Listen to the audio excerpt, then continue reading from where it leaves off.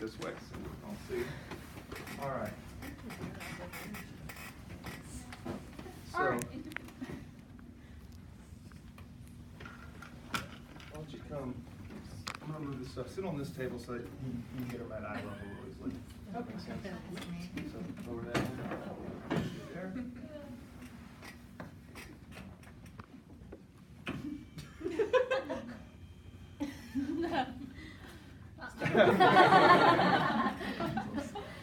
All right. Okay. So, You ready for me now? we're going to test one eye at a time first of all. So let's test his left eye. Okay, can you cover your right eye for me, please? All right, I will place my hand to you. Before we do that, what do you want to ask him? Do you wear contacts or glasses? No, that's an okay question, but we want to ask him, we want to know if there's any Oh, central does my fluid. face look blurry? Or, yeah, is any part of my face blurry or missing, right? Okay, Okay, good? and then I go? Yep. Okay. All right, tell me when you can see my fingers wiggle. Keep looking straight at me though, okay? Okay. Same thing. Okay, same thing. And then. So that's good. A couple things. We want to act like there's a crosshair right here. So make sure we're up here in this quadrant and we stay parallel to the floor. So not too close, but about this far apart. So right quadrant here, then right with the eye, and the lower quadrant. Does that make sense? Good. All right. And let's try the same. We got to finish this eye, right? Oh, yes. And now tell me when you can see. Stay up in the quadrant. Make sure My you're. hand on the other side. Still look straight at me, okay? That's it. Okay. Nice and slow. So when I say slow, it's not how fast the fingers will go.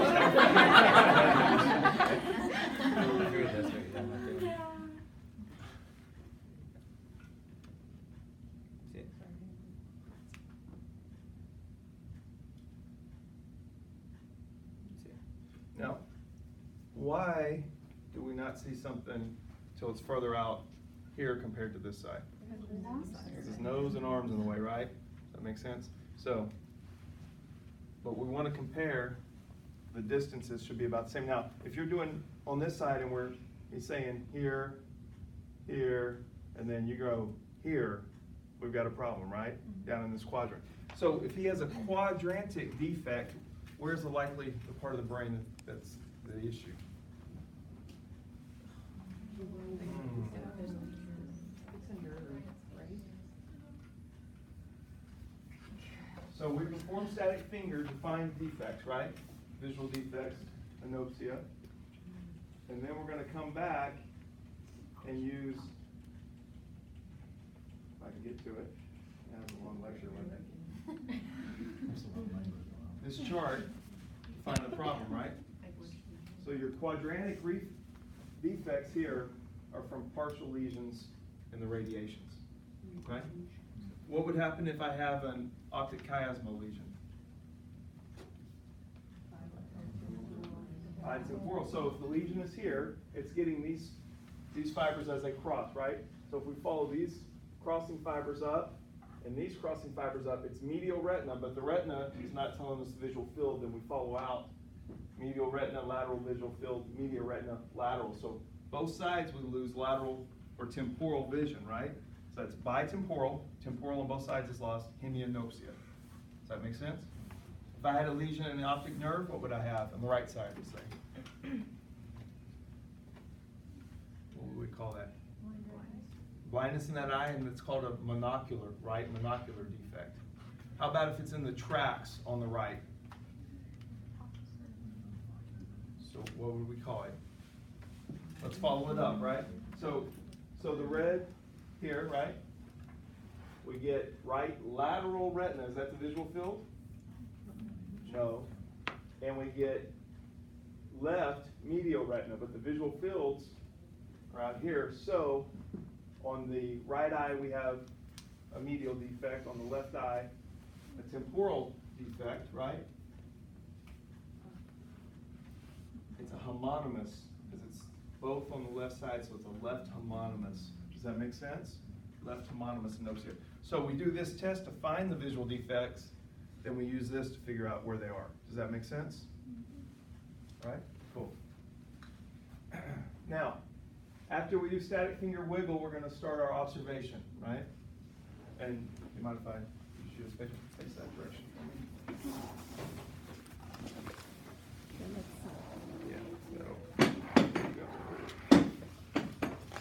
All right, so as I look at her eye again, we're looking at the eyebrow, the eyelids, the eyelashes, and then I'll look at the eye itself, the globe itself, right? So we talked about some different things, right? We talked about, what was xanthelasma? Anyone remember? What? Xanthelasma? Oh, like the skin? What was that? Oh, the cholesterol? Yeah, it's cholesterol deposit on the lid, right? Medial lid. If we had cholesterol deposit on the sclera, what was that called? Oh, penguin. Pinguecula. Pinguecula, right? So we start looking for these things. We may see the injection, right? Conjunctival injection, ciliary injection. Which one of those is located just around the perimeter of the limbus? Ciliary injection. Ciliary injection, more serious or less serious than conjunctival? More serious. Things like glaucoma, herpes in the eye, autoimmune disorders will do that, right? Those deep vessels of the limbus are dilated. Whereas the conjunctival injection, while contagious, like viral conjunctivitis, pink eye, right, or bacterial, prognosis is much better. Does that make sense? We may see subconjunctival hemorrhage. Is that an emergency? No. What is that? What's it look like? It's what? Red spots. Redness over the sclera, right? And it can be a large area. But it's a vessel in this subconjunctival vessel that's ruptured. That'll reabsorb in a couple weeks. Versus hyphema is blood where? Yeah, it's inside the cornea. You see it inside the cornea, so it fills up over the iris and the pupil. Hyphema an emergency? No. That's an emergency. Good. So these are all those things we talked about we're looking for, right? Pterygium. What was a pterygium?